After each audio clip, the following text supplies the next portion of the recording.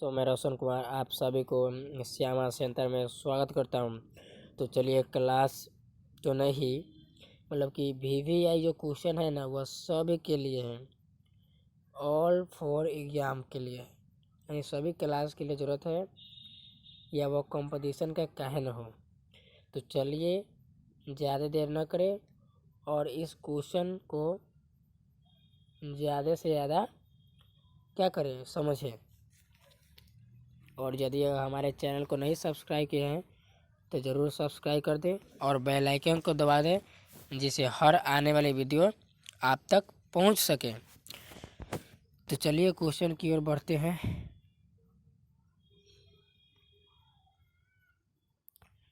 पहला number question है उपकूल। उपकूल में कौन सा समास है? तो पहले समास बता देते हैं कि समास होता क्या है। समास में जो है ना वह दो पदों का योग होता है, यानी दो पदों के योग को हम समास कहेंगे।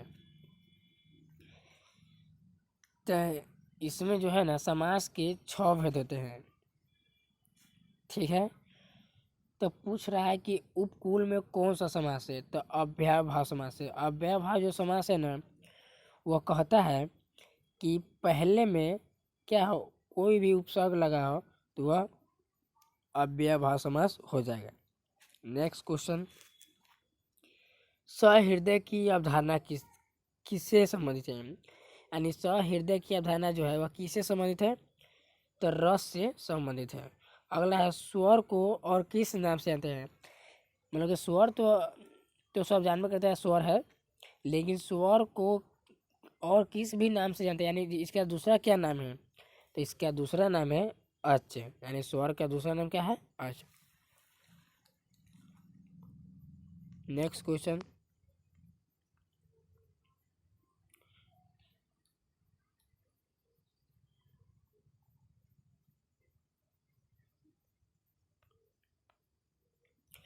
अगला है बीजक बसंत के रचनाकार कौन है? यानी कि बीजक और बसंत के रचनाकार कौन है? तो हमारे हुए कबीरदास। नेक्स्ट क्वेश्चन है कि अस्पृश्य में कौन सा उपसर्ग है? यानी कि अस्पृश्य में कौन सा उपसर्ग है? तो पहले पहचान बना कि ये इसमें क्या होगा, इसमें अ जो है वह उपसर्ग होगा, यानी कि उपसर्ग पूछा है तो अ होगा। अगर अधिक पूछता है कि इसमें कौन सा समास है, फिर भी अव्ययभाव हो जाए। अगला है गुरु सेवा, यानी कि गुरु सेवा में कौन सा समास है?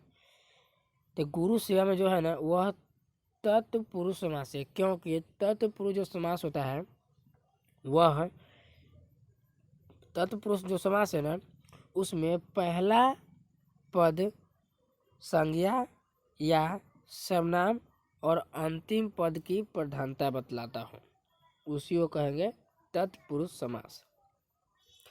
नेक्स्ट क्वेश्चन,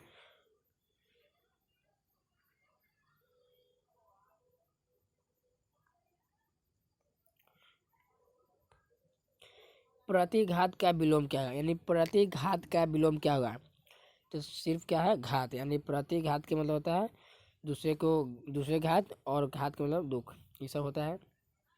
सिंपल समझना है कि प्रतिघात का विलोम क्या होगा, सिर्फ घात। अगला है यानी सॉरी यहाँ लिखा है गलत, तालव्य, यानी कि तालव्य व्यंजन में जो तालव्य व्यंजन होता है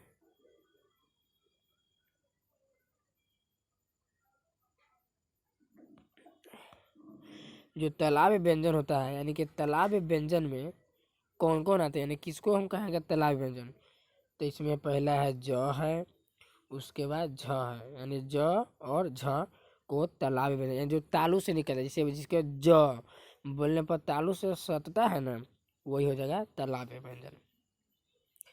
नेक्स्ट क्वेश्चन है नील गगन, यानी नील गगन सा शांत हृदय, नील गगन सा शांत हृदय था, रो रहा में कौन सा अलंकार, यानी कि इसमें अलंकार पहचानना है कि अलंकार अलंकार कौन सा है? तो उपमा अलंकार है। कैसे?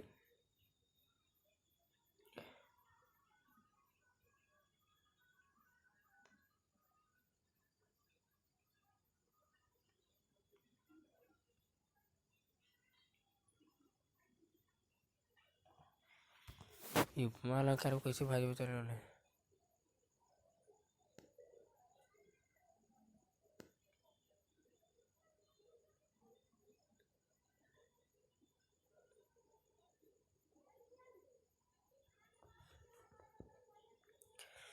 नील गगन में कौन सा नील गगन था? ये मैं कह कहाँ पर देखा?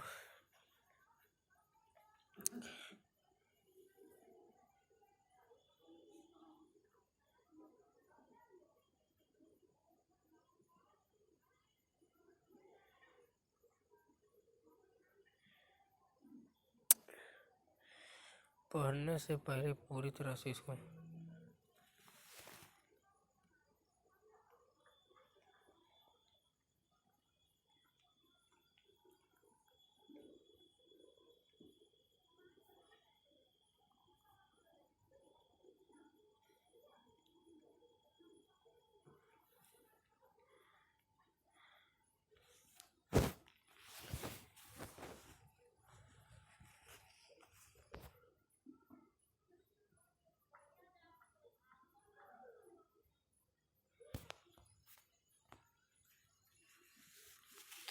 तो चलिए देखते हैं कि नील गगन सा शांत हृदय था, रो रहा में कौन सा अलंकार है। भुला गए हैं लेकिन बता देते हैं। इसमें जो है ना, इसमें है, यानी जिसमें सा हो, सी हो, ऐसा, और बीच में अच्छी क्या हो, मतलब कि योजक चिन्ह हो, तो भी वो क्या होगा, वह उपमा अलंकार हो जाएगा। Next question,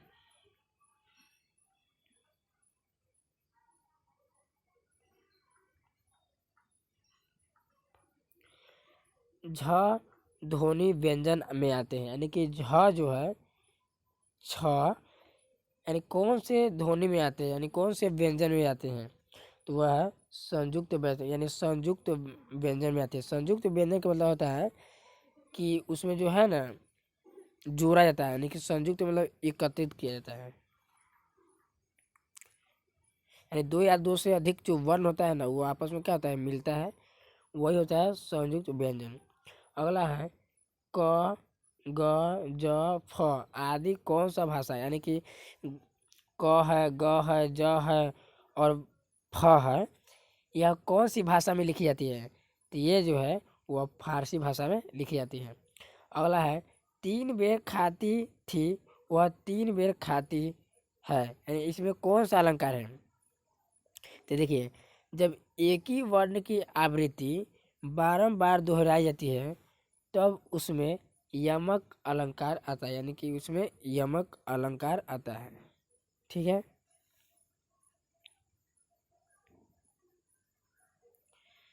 next question,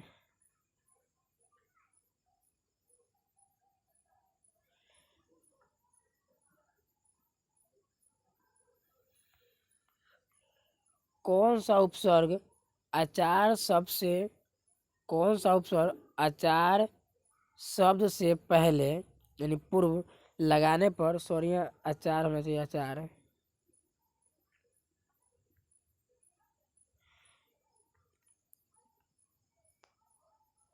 sorry यहाँ आचार नहीं होना चाहिए, सॉरी यहाँ आचार तो होना चाहिए लेकिन यह सबसे नहीं, शब्द होना चाहिए, शब्द,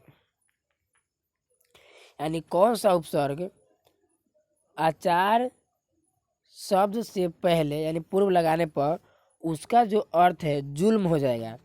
तो अति लगाने पर, यानी अति यदि हम उपसर्ग लगा देते हैं तो इसका जो है अर्थ जुल्म हो जाएगा। अब देखते हैं कैसे जुल्म होगा। देखिए, अति जोर आचार हो गया, अति जो आचार हो ना, तो इसका मतलब होता है अत्याचार, और आचार का मतलब होता है कि न कि सबके साथ व्यवहारिक रूप में रहना, खुशी पूर्वक, और किसी का दुख न दे।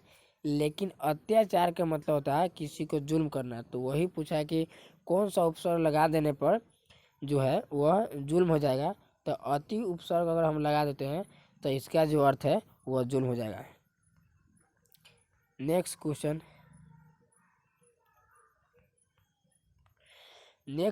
है कि अर्ध का विलोम क्या होगा, अर्ध का विलोम क्या होगा, तो इति। अर्ध का विलोम क्या होगा, इति। अर्ध का विलोम क्या होगा, इति होगा।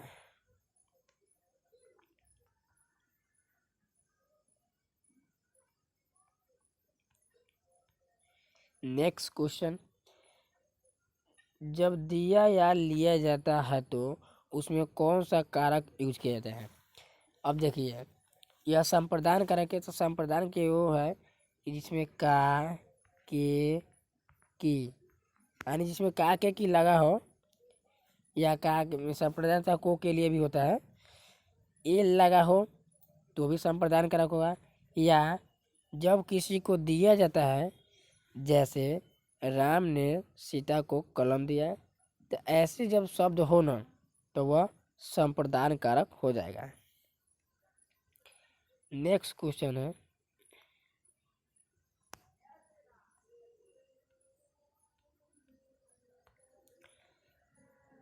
कि अर्ध स्वर कौन कौन से हैं, यानी कि अर्ध जो स्वर है यानी आधा स्वर है और आधा कुछ और होगा, यानी कि आधा स्वर कौन कौन है, वह है यह है और वह है। इस दो छोरा का दो से कोई नहीं है, सिर्फ यह और वह है। अगला है चिरायु में कौन सा समास है, यानी चिरायु में कौन सा उपसर्ग है, सॉरी समास बोल दिए होंगे तो सॉरी।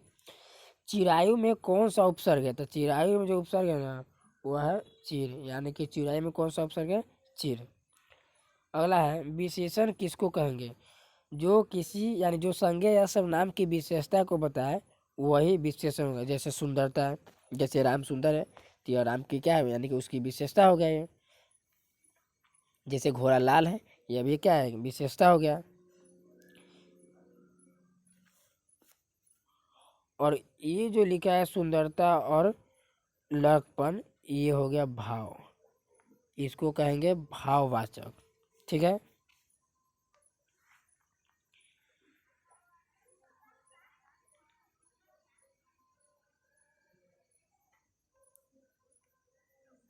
नेक्स्ट क्वेश्चन, भोजन करते हुए सो गया, इसमें कौन सी क्रिया है, यानी कि वह तुरंत, जैसे कि मैं नहा धोकर खाने बैठ गया, मैं नहाया और उसे मारने लगा, मैं रुको मैं अभी आता संग तुम्हें मारता हूँ, तो ऐसी जब शब्द हो, यानी कि एक काम का दूसरा काम शुरुआत तुरंत होने लगा, जैसे कि एक काम के बाद दूसरा काम तुरंत चालू हो गया, तो ऐसी स्थिति में ऐसी हम क्रिया को कहेंगे तत्कालीन क्रिया, यानी जो तुरंत होने लगे एक के एक बार।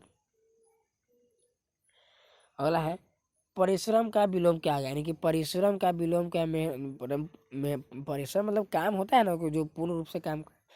परिश्रम का विलोम क्या होगा, तो होगा विश्राम, यानी परिश्रम में मेहनत करते रहना, विश्राम में आराम करने लगा।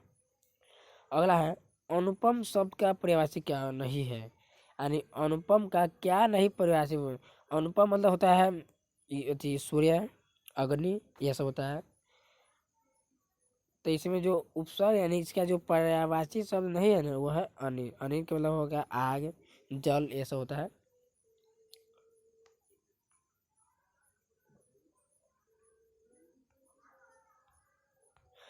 अगला है जिस समास में दोनों प्रधान हो, यानी जिस समास में दोनों पद प्रधान हो उसे क्या कहेंगे, उसे कहेंगे बहुब्रीहि, यानी क्या है गलत, बहुब्रीहि। समझना है सिर्फ बहुब्रीहि। अब उदाहरण से समझते हैं बहुब्रीहि समास क्या है। बहुब्रीहि समास तो जैसे कहेगा लंबोदर, ऐसे ही ऐसे क्वेश्चन देगा, तुम्हें पहचानना होगा कि कौन सा यह समास है। तो इसको हम संधि विच्छेद करते हैं, यानी कि इसको आधा आधा करके तभी पहचान में आएगा यह कौन सा है। तो इसको लिख सकते हैं लंबा है उधर, लंबा है उधर, अर्थात क्या है, अर्थात लंबोदर। अब देखिए जो बहुब्रीहि समास जो है इसमें, यानी कि जैसे लिखे हम लंबोदर, तो कभी कभी लंबोदर न कर्मधारय समास भी लेता है, कहा कि उसमें भी विशेषता बतलाता है, और इसमें कोई यानी पहला दूसरा का छोड़कर किसी और की विशेषता को बताता है, वही होता है बहुब्रीहि। और ये कर्मधारय समास में क्या करता है, उसमें विशेषता बताता है, उसमें भी संज्ञा या सर्वनाम की। अगला है उपगंगा में कौन सा समास है, यानी कि उपगंगा, जैसे देखिए पहला जो है इसमें क्या है, पहला उपसर्ग आ गया तो अव्ययभाव समास।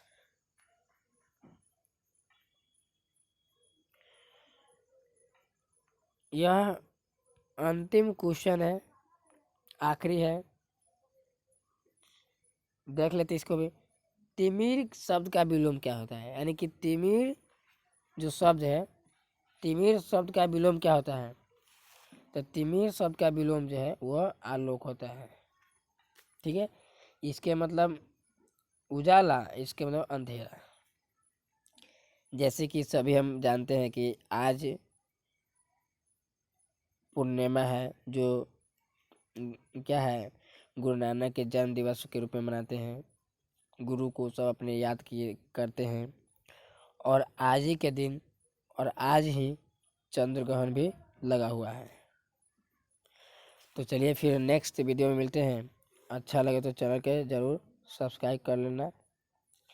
ये जो क्वेश्चन बताए गए हैं यह किसी भी एग्ज़ाम में पूछे जाते हैं, कोई भी एग्ज़ाम हो या कंपटीशन के ही कहना एग्ज़ाम हो, इससे हर एक क्वेश्चन अवेयर करता है।